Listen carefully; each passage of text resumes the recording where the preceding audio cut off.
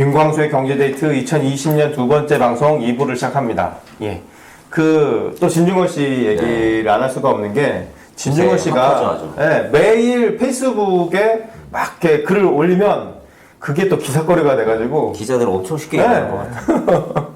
그러니까 유명인들이 이렇게 SNS 글을 올리면 그걸 가지고 다 기사화시키는데, 진중권 씨는 특히 더 심한 것 같아요, 이번에. 네. 특히 이제 지난주에 페이스북에 민주당을 보이콧하자라는 글을 써가지고 이게 또 이슈가 됐었는데요. 네. 촛불 사기 더불어민주당만 안 찍으면 된다. 우리에게는 한 장의 표가 있으니까 그 표를 어디에 던질지는 각자 알아서들 하시되 민주당에게만 표를 주지 말자. 그것만으로도 충분히 민주당에게 타격을 줄 수 있다. 그리고 현재 민주당은 우리가 이렇게 한다라고 너희가 자한당을 찍겠냐라는 배짱인데, 한국당 안 찍고 다른 당 찍으면 충분히 민주당한테 타격을 줄 수 있으니까 다른 당을 찍고, 또 자기는 어쨌든 젊은이들한테 한번 기회를 줬으면 좋겠고, 진보든 보수든 586은 이제 더 이상 안 봤으면 좋겠다. 이렇게 글을 올렸더라고요. 근데 그 젊은이들한테 기회를 준다라면 젊은이들이 제대로 국가를 경영할 수 있는 어떤 정책 역량을 가진 젊은이들이 있어야 되고, 또 그 젊은이들이 어떤 대한 정치 세력을 형성을 해야 거기다가 뭐 표를 찍어주는지 말든지 하잖아요. 그렇죠. 그래서 근데 없는데 그냥 계속 세대 교체하자, 물갈이 하자, 뭐 이렇게 뭐 이미 그건 이제 진중권 씨뿐만이 아니라 우리가 뭐 이렇게 십수년 전부터 계속 해온 이야기이고, 이제 그런 이야기들이 지금은 이제 한국에만 국한되지 않고 이제 뭐 일본이나 뭐 유럽이나 미국이나 이런 데까지도 확산될 정도로 하나의 큰 흐름이 되고 있는데, 단지 그냥 그 선거 때만 되면 몇몇 그냥 각 정당, 기성 정당들이 그냥 그 선거 전략의 일환으로 그냥 그 몇몇 젊은이나 이런 사람들 이렇게 민재 영입이라고 뭐 이렇게 민재 영입 뭐다 해가지고 이렇게 사기치는, 그렇죠, 쇼죠, 쇼. 그런 쇼하는 것으로는 이렇게 그런 건 아니지 않냐 이거예요. 그럼요.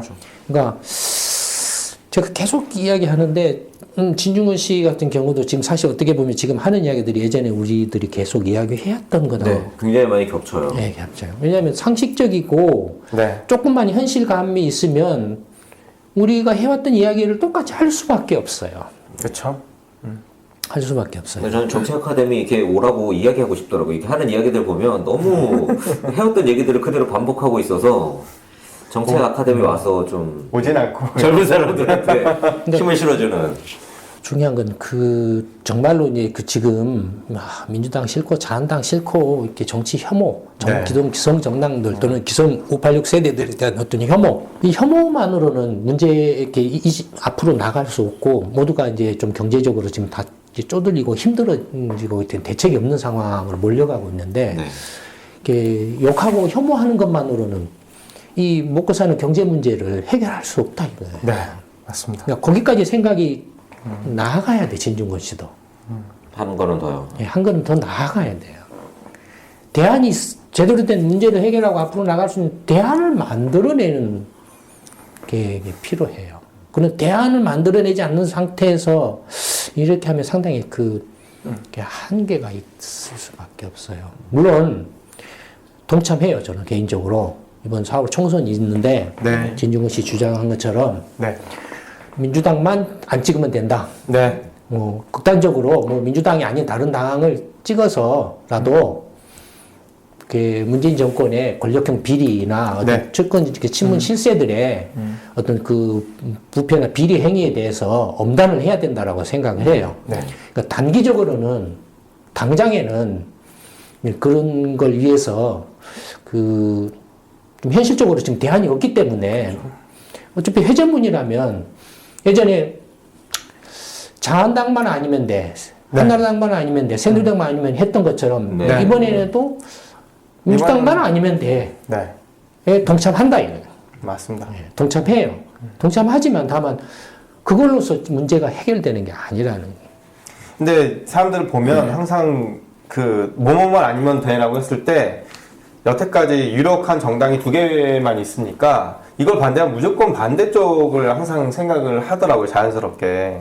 근데 이제 거기에 이제 진중권 씨가 한마디 더 한 게 누가 되든 신경 쓰지 마세요. 누가 되든 어차피 똑같은 짓을 할 테니까 라면서 이제 줄 데가 없으면 아무 데도 주지 말라. 이렇게. 근데 민주당은 아무데도, 아니, 아닙니다. 아무데도 주지 말라고 해서 네. 그러면 민주당이 지냐 이거예요. 중요한 건 민주당이 대표하게 만드는 그렇죠. 게 중요하다. 근데 사람들이 이제 거기까지 생각하면 어차피 예. 방금 말한 것처럼 어느 놈이 해도 네. 상황은 똑같다 이거예요. 어느 놈이 해도 새로운 정말로 문제를 해결할 수 있는 제대로 된 정책 대안 능력을 가진 세력, 대한 세력을 만들어내지 않는 한은 그래서 그런 새로운 신당에 출연해서 이렇게 바람을 일으키지 않는 한은 문제 해결이 안 된다 이거예요. 하지만 지금 당장의 눈앞에 지금 불똥이 떨어진 것은 문재인 정권과 민주당의 권력형 비리다 그렇죠. 이거예요. 이 권력형 비리에 심판해야죠. 대해서는 심판을 해야 되는데 결국에는 정치적으로 이렇게 뭔가 그 파워가 힘이 뭐 이렇게 그 민주당이 아닌 쪽으로 가야 된다 이거예요. 그렇죠. 네. 그래서 그걸 지지하는 게 아니고 민주당을 처벌하고 문재인 정권을 심판하기 위해서 네. 한다 그 이거예요. 도구로 써먹는 거죠. 네. 지난번에 박근혜 탄핵도 마찬가지였다. 맞죠, 맞죠. 문재인이는 민주당을 지지했던 게 아니라고 계속 이야기했잖아요. 그럼요. 네, 말씀하시죠. 도구로 써먹은 거죠, 그냥. 네, 그런 거 이의제의하는 거예요. 그래서 어떤 분은 처음에는 이제 찍을 데가 진짜 없으니까 기권을 하고 싶었대요. 근데 아무리 생각해도 너무 이 문재인 정권에도 화가 나서 그러니까 기권하면 마이너스 1이잖아요. 네. 근데 자한당을 찍으면 마이너스 2가 되니까 자기는 진짜 내가 자한당을 찍을 거라고 생각도 해본 적이 없는데 자한당을 찍고 싶다고 이제는. 그러다 진짜 많아요. 전에 그러다 진짜 많아요. 문재인 정권 민주당 찍을 생각을 했냐 이거예요. 전혀 자유한국당 찍을 생각이 없었죠. 네. 없었지만 박근혜 탄핵이나 그 당시 새누리당인가를 이렇게 무너뜨리기 위해서 그렇죠. 예, 이의제의를 한 것 똑같은 상황인 거예요 지금. 네. 근데 비슷한 생각을 하는 사람들이 엄청 많아요, 지금. 말을 안 해서 그렇지. 근데 진짜로 이렇게 지금 민심이 장난이 아니라는 걸 느끼는 게 네. 사실 이제 우리 애들이 저희가 둘이 있는데 네. 다 이제 성인이 됐어요. 군대도 갔다 오고 이제 대학도 가고 이제 투표를 해야 되는데 그렇죠. 전에는 뭐 정치나 이런 데 대해서 전혀 관심도 없었고 뭐 이렇게 했는데 이렇게 최근에 이제 만나서 이렇게 얼핏 이제 이런저런 이야기 하다가 문재인 정권하고 민주당 이야기가 살짝 뭔가 이렇게 내가 이제 이야기를 꺼내봤어요. 네. 했더니 듣기 싫어해요. 듣기 싫어하는데 뭐라고 말하냐면 아빠 사람들 평이 안 좋던데요? 우리 애들이. 민주당하고 문재인 씨에 대해서 평이 안 좋던데요? 젊은 데도. 예, 그런 이야기를 하는 거예요. 네. 너는 어떻게 생각하냐? 저도 별로라고 생각하는데. 원래 정치나 이런 데 전혀 모르고 관심도 없었고 했는데 그런 이야기를 하더라고요. 그러면서 그걸 보고 저 또 평범한 사람이 하나니까 그런 걸 보면서 야 지금 민심이 장난이 아니구나라는 걸 좀 이렇게 네. 느꼈어요. 네. 그러니까 중요한 건 뭐냐면 아까 우리 앞에서도 추미애 그 이야기 했잖아요. 네. 검찰 인사 네. 했잖아요. 어쨌든 우리가 검찰 개혁을 반대하는 게 아니에요. 과거에 그렇죠. 정말로 그 아까 앞에서도 이야기했던 것처럼 그 권력의 시녀 역할을 해왔고 그걸 위해서 어떤 나름대로 이렇게 검찰만의 기득권을 이렇게 잘못된 관행이나 기득권을 쌓았던 것을 분명히 개혁을 해야 돼요. 네. 그러나 그 개혁을 문재인 씨나 민주당이 할 자격이 없다 이거예요. 그렇죠. 이미 그 개혁을 할 수 있는 혐의자가 됐어요. 그쵸, 지금 지금. 오히려 피자. 똑같이 과거 박정희나 전두환이나 뭐 검사 정권 시절이나 아니면 이명박 박근혜 때 했던 그런 그 과거의 어떤 그 잘못된 관행을 오히려 더 이렇게 확대 재생산하고는 그런 행태를 보이고 있다 이거예요. 네. 그래서 그 문재인 정권과 민주당을 심판을 해야 된다 이거. 해야죠. 예, 심판을 해야 되고 어쨌든 간에 지금 현재로서는 검찰도 명분이 있다 이거예요. 자기들은 이렇게 법 앞에 이렇게 평등하고 모든 이렇게 대통령이 됐든 국회의원이 누가 됐든 범죄 행위에 대해서는 이렇게 엄격하게 수사하고 처벌을 한다. 거기에 대해서 이렇게 자기들이 검찰 개혁하고 사법 개혁을 하겠다는 것도 그걸 이렇게 목적으로 내세운 거겠지. 네. 자기들의 어떤 권력형 비리나 부패를 이렇게 감추고 막으려고 이렇게 검찰 개혁이나 이거 떠드는 건 아니잖아요. 네, 네. 실제로는 이제 그걸 감추려고 지금 하고 있지만 그렇죠. 그걸 까발려야 된다 이거예요. 아, 그럼요. 까발리려면은 4월 총선에서 민주당만 안 찍으면 돼요. 네, 민주당만 찍으면 됩니다. 네. 기권해서도 안 돼요, 사실은. 그러면 이제- 그래야 이제 민주당이 대패를 하면 그쵸. 네. 예, 그 검찰 수사 칼날에 들어간다 이거예요. 제대로 들어가겠네요. 아주. 네. 그러나 우리가 그것이 정치 개혁이고 어떤 그 민생 경제를 해결하는 답이라고 전혀 절대로 생각하지 않는다 이거. 아까 그것을 나아가기 위한 하나의 단계잖아요, 근데. 지금 네. 그런 과정들을 자꾸 이제 반복해서 겪다 보면 박근혜 겪고 문재인 정권 겪고 하다 보면은 국민들이 이제는 정말로 질려버리죠, 이놈도 아니고 저놈도 아니고 이제 뭔가 전부 싹 새로 판가리 해야 돼. 네. 뭔가 제대로 된 새로운 대안 세력을 만들어서 키워야 돼. 이렇게 생각이 바뀔 거라는. 그럼요. 네, 그렇게 돼야죠. 네. 그러니까 그걸 위해서라도 그렇게 생각이 국민들의 생각이 바꿔지도록 하기 위해서라도 4월 달에는 민주당만 안 찍고 기권하면 안 되고. 네. 민주당만 아니면 되는데 기권하면 안 된다. 예. 그래서 문재인 네. 씨하고 민주당의 권력형 그 비리에 대한 철저한 수사하고 처벌이 들어가야 된다. 네. 네. 이게 박근혜나 이명박이나 이런 그게 부패 세력들보다 더 악질적인 게, 네. 더 위선적인 게, 네. 정말로 그동안에 온갖 정의나 어떤 도덕성을 내세워가지고, 착한 사고는 다 했죠, 지금. 다 하면서 일반 국민들을 기만하고 속여왔다 이거예요. 네. 예. 저도 지금 문재인 정권, 특히 조국 사태, 문재인 정권 출범할 때부터 그 꿰뚫어 봤지만, 그 전에도 사실은 민주당이나 한나라당이나 똑같은 놈들이라고 그렇죠. 이미 여러 번 이야기했죠. 제가 그런 사람들을 다 접해보고 난 늦게 개인적인 소감으로 봤을 때, 네. 이 사람들이 다 똑같은 부류야. 이걸로는 안 돼. 라고 이렇게 이미 이렇게 오래전부터 이야기를 해서 그래서 네. 새로운 대안이 필요해. 네. 라고 이렇게 해서 이제 이순신 프로젝트를 하게 됐다라고 계속 이야기를 해오고 있잖아요. 거의 벌써 2000년. 이게 지금 이제 제가 말해왔던 그것들이 다 이제 이제 드러나고 사실로 있는 거죠. 진실로 이제 드러난 거예요. 네. 아, 너무 시간이 오래 걸렸네요. 네. 근데 앞으로도 근데 그 이제 국민들이 정말로 예 자한당도 깨지고 민주당도 확 깨져서 아 정말로 이제 이걸로는 안 돼라는 식으로 생각이 바뀌는 계기가 될 거라라는 거예요. 네. 당연히 그래야죠. 그 계기를 만들기 위해서 정말로 4월 총선 때는 민주당만 안 찍으면 되고 기권하면 안 되고. 지금 계속 반복된 메시지를 반복하시는데 민주당만 아니면 되고 기권하지 말고. 네. 그게 하여튼 한국이 살아남을 수 있는 앞으로 살아남을 수 있는 유일한 지금 이렇게 길이다 이거예요.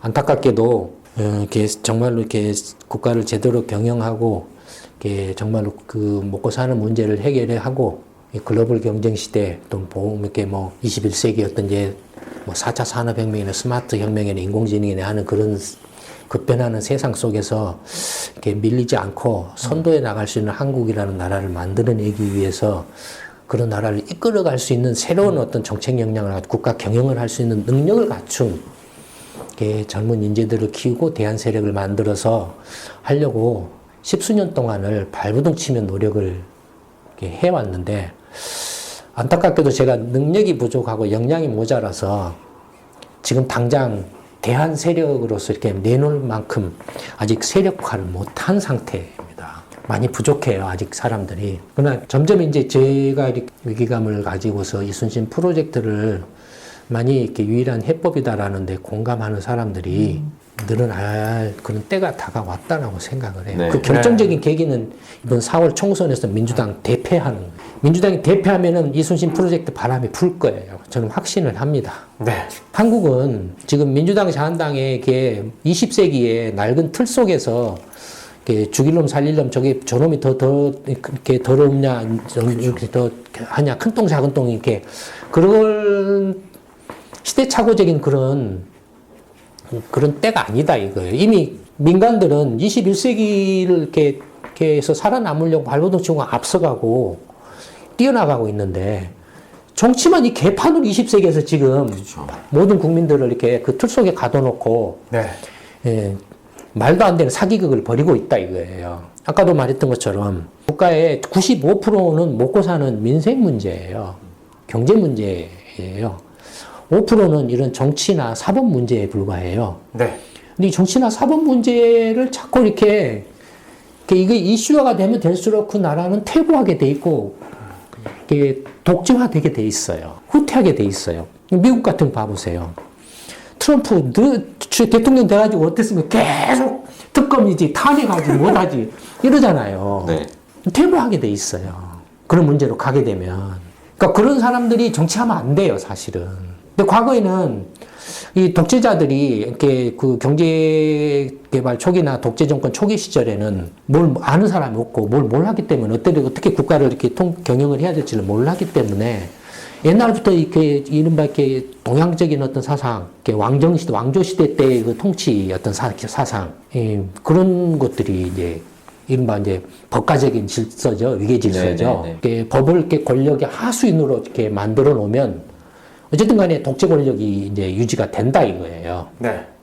그런 틀 속에서 지금까지도 지금 정치나 법, 사법 영역은 지금까지도 그 틀에서 벗어나지 못한 채 왔다. 근데 경제 영역은 지금 이미 21세기 최첨단을 가고 있어요. 그렇죠. 글로벌하게 완전히 그냥 네.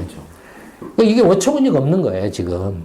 완전히 엇박자도 이런 엇박자가 없어요. 거기에서 그냥 이렇게 이제 힘없는 사람들은 경제적으로 이렇게 뭐 박근혜가 뭐 이렇게 최순실하고 뭘 했던 문재인이 뭐 이렇게 뭘 어떻게 비리를 했던 선거 부정을 했던 힘없는 사람들은 거기서 그냥 가족 동반 자살하고 탈락하고 그냥 이렇게 이제 뭐 같이 뭐 이렇게 바보 정신분열증을 일으킨다 이거. 그래서 앉아서 이제 하는 짓이 맨 그런 이제 뭐 이렇게 악성 댓글이나 달고 있다 이거예요. 네. 방콕 해가지고. 그러니까 어떻게 보면 사회 전체가 정신분열증을 현상을 보이고 있는 거예요. 사회 전체가. 그러니까 이 5%도 안 되는 이런 그 비경제 영역, 사법이라든지 정치 영역에 갇혀버리면 분열증을 일으켜요, 전부 다. 분열하고 갈라질 수밖에 없어요. 근데 먹고 사는 문제를 원활하게 해결하면은 관심이 없어요, 그런데. 네. 범죄도 줄어들고, 그렇죠. 아무래도 예, 누가 이렇게 근데 관심도 안 갖고, 이렇게 돼요. 그게 가장 자연스러운 거고, 바람직한 모습이죠. 근데 이게 이제 그쪽에 갇혀버리면, 이제 그쪽에서 이 먹고 사는 영역에 와서 자꾸 이제 그 비리짓을 한다 이거예요. 이 빨대를 꽂아 놓는다 이거예요. 그러면 이쪽도 다 망가져 버려요. 무슨 소득주도 성장이네, 뭐네, 무슨 뭐 이렇게 뭐 도시인 재개발이네, 뭐네, 무슨 부동산 투기 대책이네, 뭐네, 말도 안 되는 짓들을 막 쏟아부대고 무슨 이렇게 공무원을 늘리네, 뭐 공기업을 어떻게 하네, 황당무계한 짓들을 막 한다 이거예요. 뭐 빚을 늘려서 이렇게 성장을 해야 된다는 뭐 어쩌고 된다는 이게 무슨 OECD가 말했나 IMF가 말했는데 그러면 OECD하고 IMF가 네 해랩이냐 이거예요. 요 정권 사람들은 그거 엄청 좋아하더라고요. 예전에 그 전에는 뭐라고 말했어요. 저놈들이 완전히 그 신자유주의자의 죽고 미국의 미제국주의자의 앞잡이라고 했잖아요. 근데 국제 무슨 뭐 통계며 국제 뭐 기관의 이야기며 이런 거 엄청 갖다 인용하더라고.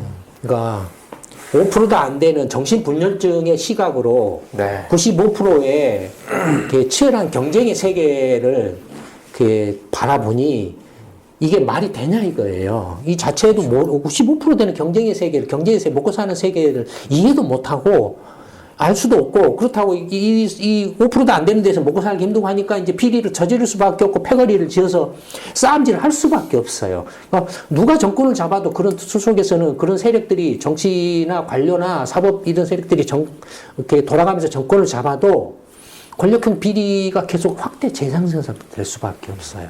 근절이 안 돼요.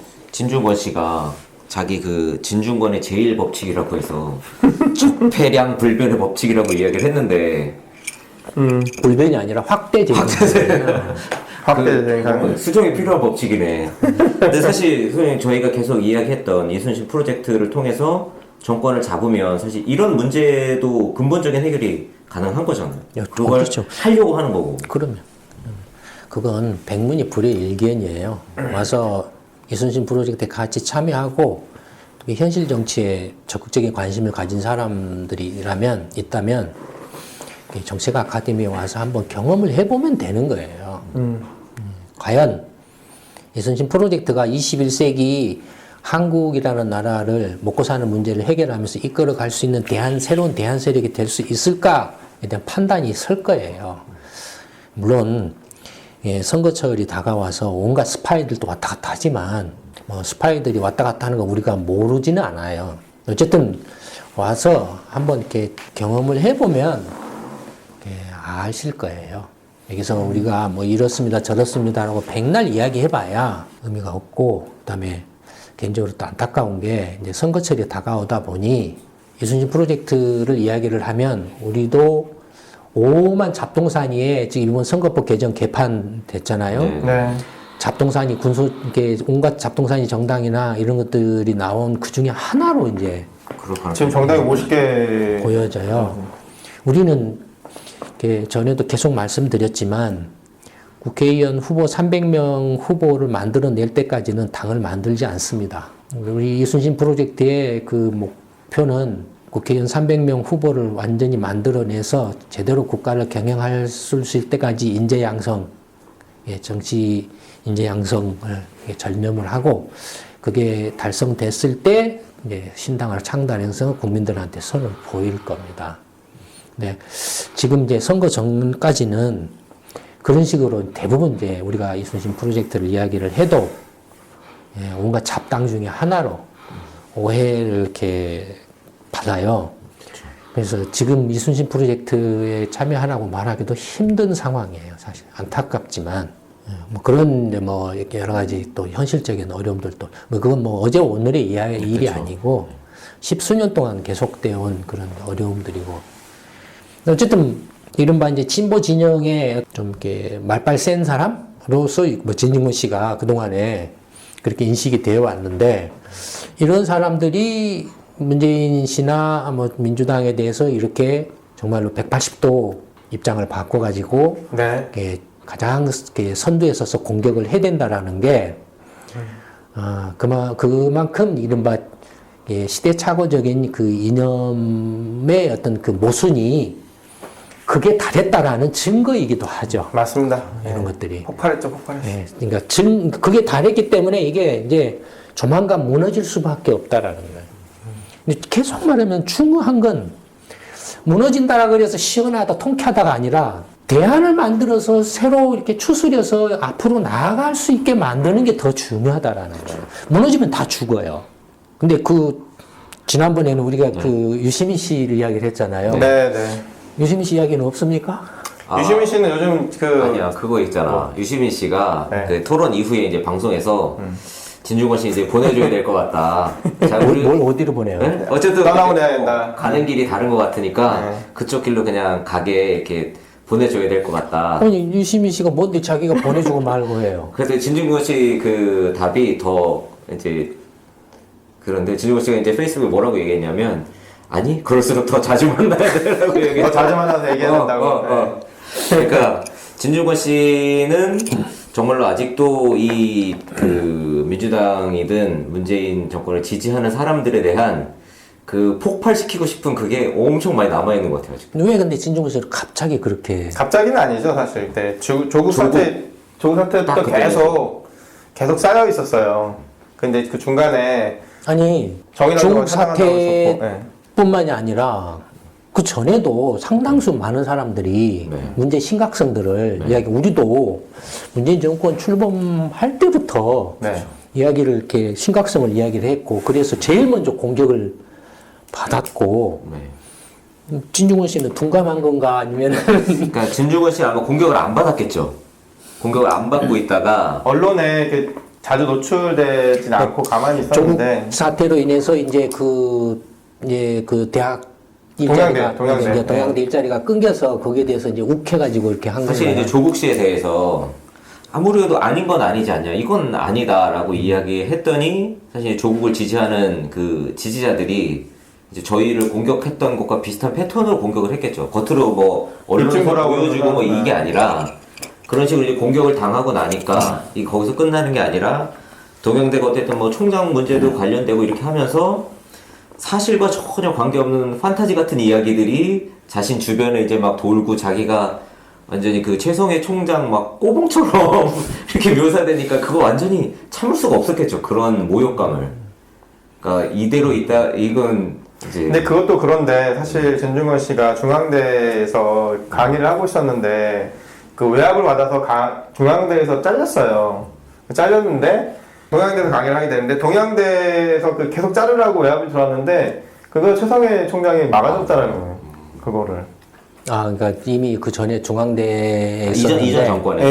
이전 정권에 잘렸는데 이제 그거를 이제 주변에서 자꾸 왜 이런 사람을 데려다가 그러니까 사람이 변하는 건 전에도 이야기했죠. 네. 자기 뭐 밥줄이 결정타라고. 엄청나게 그러니까 자기가 잘 먹고 잘 살고 있는데 아무래도 막 되게 이상하고 화가 나는데 갑자기 너 뭐 굶어 죽어라. 이거는 진짜 참을 수가 없지 그거는 진짜. 어쨌든 간에 뭐 아까도 이야기했지만 저는 진중권 씨가 주장한 것처럼 4월 총선 때 민주당만 안 찍으면 됩니다. 거기에 하나 더 붙여서 기권은 안 합니다. 그 오늘 제목이네요. 네. 박근혜 탄핵 때도 한번 이렇게 보여줬듯이 문재인 씨하고 민주당한테도 한번 국민들의 어떤 그 힘을 본때를 한번 보여줘야 된다는 거죠. 이게 뭐 민주당을 지지하는 것도 아니고 박근혜 탄핵했다라고 해서 민주당을 지지하는 것도 아니고 또 이렇게 문재인 정권이나 민주당을 이렇게 공격한다라고 그래서 비판한다고 그래서 자한당을 지지하는 것도 아니고 그럼요. 국민들 입장에서는 선택지가 없죠. 지금 선택지가 없는 상태에서는 결과적으로는 이렇게 투표만이 이제 유일하게 압력을 가할 수 있는 수단인데 결국에 국민들이 할 수 있는 거라는 것은 이 제의밖에는 없다라는 거예요. 지지하는 게 아니라는 거예요. 예, 오랑캐로서 제압하는 것밖에는 없다라는 거예요. 그럼요. 어느 놈이든 민주당이든 자한당이든 오랑캐다 이거예요. 하여튼 이런 이야기를 하지만 안타깝습니다 개인적으로는. 앞으로 나가는 어떤 그 이야기를 해도 모자랄 판국인데 계속 20세기에 그 시대착오적인 어떤 그 이념이나 진영 논리에 갇혀서 회전문 속에 갇혀가지고 빙빙 이렇게 돌고만 있다라는 게 너무나 안타깝고 어처구니가 없습니다. 또 그런 폐쇄적인 시각에서 민생 경제나 글로벌 경제 그 경쟁 속에서 이렇게 치열하게 경쟁하는 민간 부분들을 마음대로 이렇게 죽일 놈 살릴 놈 하고 이렇게 재단하고 있다라는 게 어처구니가 없습니다. 안타깝죠. 뭐 어떻게 했습니까? 뭐 이렇게 이런 것도 하나의 뭐 세상의 한 한 부분이고, 뭐 이런 것들이 또 이렇게 역사의 한 부분이고, 뭐 어쨌든 간에 이순신 프로젝트를 통해서 어떻게 쓰든지 새로운 문제를 해결할 수 있는 대안을 만들어서 앞으로 나아가려고 발버둥을 치지만, 물론 아까도 말씀드렸던 것처럼 이제 그런 그 양쪽의 그 패단과 모순들이 이제 극에 달했기 때문에 이순신 프로젝트를 찾지 않을 수 없는 상황이 굉장히 가까이 다가오고 있다라고 생각을 합니다만, 그럼에도 불구하고 먼저 이런 대안들을 만들어서 나라를 이렇게 앞으로 나가게 만들면 이런 갈등도 최소화하면서 자연스럽게 이런 비리도 그냥 사전에 차단하면서 문제를 해결해 갈 수가 있는데, 그렇지 않고 할 수 있는 모든 이렇게 분열과 갈등과 충돌을 겪으면서 망가진 후에야 뭔가를 이렇게 추스릴 수 있는 대안을 찾아야 된다라는 게 개인적으로는 너무 안타깝습니다. 그게 아쉬워요, 정말로. 어떻겠습니까? 이게 뭐 저희의 어떤 능력의 한계이고, 재주가 얘기밖에 안 되니까 어쩔 수가 없는 거죠. 더 많이 풀으시면 이 정도로 하죠. 네. 저희 이순신 프로젝트는 국회의원 300명을 만들기 전까지는 창당을 안 합니다.